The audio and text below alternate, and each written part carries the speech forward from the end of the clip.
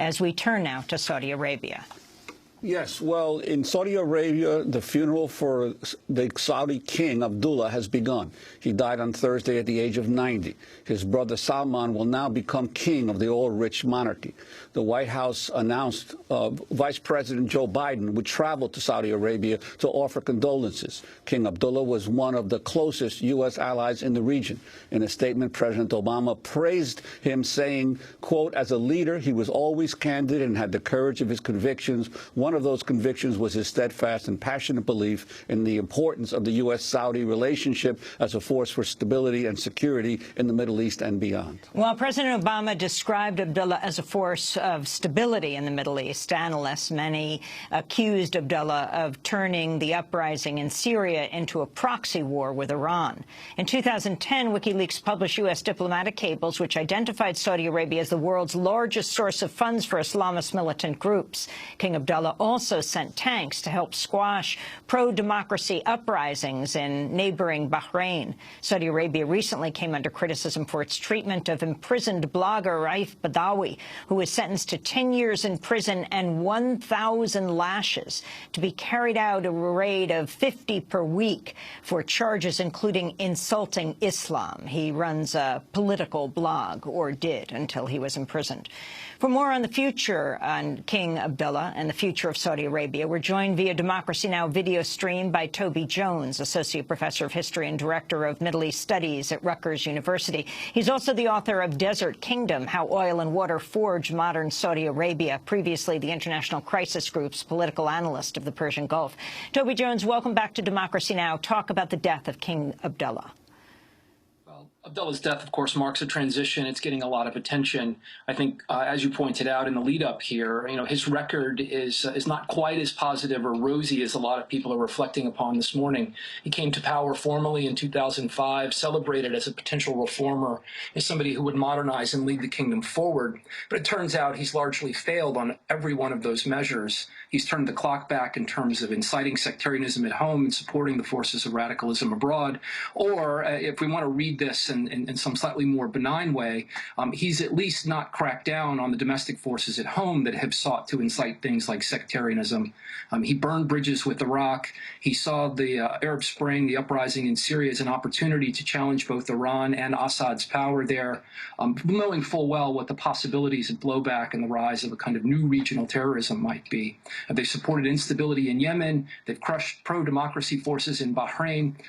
Look, Abdullah is somebody who was well-liked in the West. He might have been admired by a large section of Saudi society, but his record is one that's consistent with his predecessors. It's at odds with democracy, with human rights, and with all of the things that we're supposed to value. And about that last point, Professor Jones, what is the state of human rights and democracy in the Saudi kingdom? Well, it's as bad as it's ever been. You mentioned Badawi in the lead up here being sentenced to a long prison term and, of course, now subject to flogging publicly, 1,000 lashes. This might seem outlandish, but this is sort of common practice in Saudi Arabia. Its prisons are full of political prisoners. They have been for quite a long time, including Islamists, suspected terrorists, as well as liberals and others who champion the cause of reform and human rights. There's been a steady string of arrests and detentions over the last few years. We pay attention now because of the crude kind of terrible nature of what's involved in public beheadings and this kind of medieval punishment of lashing people for speaking their minds. But this has been going on in Saudi Arabia for quite a long time. It's worth remembering that in 2002, 2003, Abdullah, when he was crown prince, although not formally the king, was nevertheless still in a position of political primacy, became a darling of the reform lobby and the kind of the what we might call the moderate political wing of Saudi Arabia's domestic political society. He was seen as a reformer. He was embraced by a broad cross-section of folks who believed that Saudi Arabia, following 9/11, following the decade of the 1990s in which there was a kind of brutal politics and a crackdown on dissent, that he was going to be the person who spearheaded a period of liberal opening. And it turns out that he turned against all of his domestic allies. When he saw opportunities to crush and push back against those who might challenge Saudi political primacy, he did so, and he did so as crudely as any of his predecessors did. He was not a benevolent dictator. He was a dictator. Can you talk about the man who will succeed him, King Salman? There is some information, or is it rumors, that he has dementia? Well, I mean, look, a lot of people claim to have insight into the internal politics of the royal family, and I would caution against saying that we know too much. I mean, Salman is not a young man. I mean, he's at least 79, if not older than that. So he's been he's been around for quite a long time. Who knows how long his reign will be? If he is suffering from health issues, the royal family is not going to let us know too much about that. There has been speculation that he's suffering from dementia. I mean, it's likely that his reign will be a short one, and that there are powers behind the throne that will make sure that the interests of the royal family will be protected. Much like Abdullah and his predecessor Fahd, the family protects itself. There is an arrangement likely in place in which the king is the first amongst equals. Nobody can act too radically or too out of step with the interests of the family more broadly. So Salman's reign will be probably very consistent and similar to that of Abdullah's. He'll be a figurehead. He will likely wield some kind of influence, as will those who are closest to him, as will his successor, the current crown prince, who's probably about a decade younger, Mukran.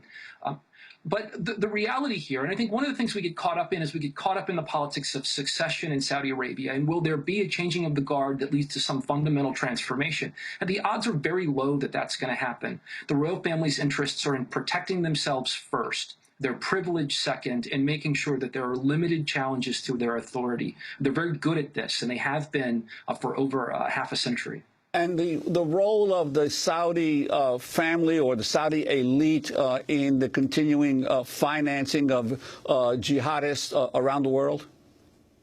Well, I mean, Saudi Arabia is, of course, a wellhead for a certain kind of ideological thinking and production. There's a lot of talk about Wahhabism and the similarities between what is the official orthodoxy of the of the Saudi state and groups like Al-Qaeda and ISIS and others. And I think those ideological connections matter. There are certainly operators on the ground. There is support within Saudi mosques for precisely these kinds of networks. The Saudi state is in a much more difficult, and the royal family in a much more difficult position. They view, I think we have to be careful here, I think they view the regional political landscape through the lens of kind of good old-fashioned geopolitics. And they see Iran as a rival. They see Assad as a pawn in all of that game. And they understand that they have a kind of limited playbook, that there are kind of natural alliances with which they can forge mutual interests and cooperation. And the Islamists happen to be among those. But I don't think the royal family is necessarily an ideological actor in the same way that some of the preachers and clerics in Saudi Arabia are. But they reach out because they have to these networks. They're dealt a certain hand, and they play the game in the way that they best can. But this is a dangerous proposition. It was that way in Afghanistan in the 1980s. It was that way in Iraq after 2003, where the Saudis forge alliances, or they at least allow those that sort of on the margins of the government to fund and support networks that are also simultaneously dangerous to the regime itself. That's why they're building a big fence on their border with Iraq. On the one hand, they'd like to see ISIS do damage in Syria, but they don't want to see it come home. But look, over the long term, this is an unsustainable, untenable proposition. The Saudis are eventually going to have to deal. They're going to have to reckon with the blowback from Syria and Iraq. They'd like to postpone it as long as possible, but it's likely inevitable. And the relationship between Saudi Arabia and the United States, Toby Jones? Well, this is a longstanding and complicated one. It's often framed, as Obama mentioned, or as others will likely remark today, that it's framed through the lens of security and stability, and that certainly matters from the perspective of both Saudi and American policymakers. If we peel back the layers of what this means, though, it's not always clear. It's not as though the Saudis have any power to really shape the region or defend their interests militarily. They're largely dependent on the United States for security assurances. The U.S. has happily projected its military power into the Persian Gulf since at least the early 1970s, if not earlier than that. But I think what this really comes down to is that the Saudis are the world's most important oil producer. They have been for quite a long time. For that reason, they've been in the American political orbit since at least the late 1930s.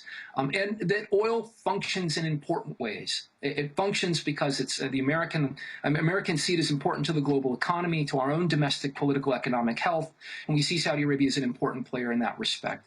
But oil wealth also does a lot of other things. It gets recycled to the American economy, especially with the purchase of weapons.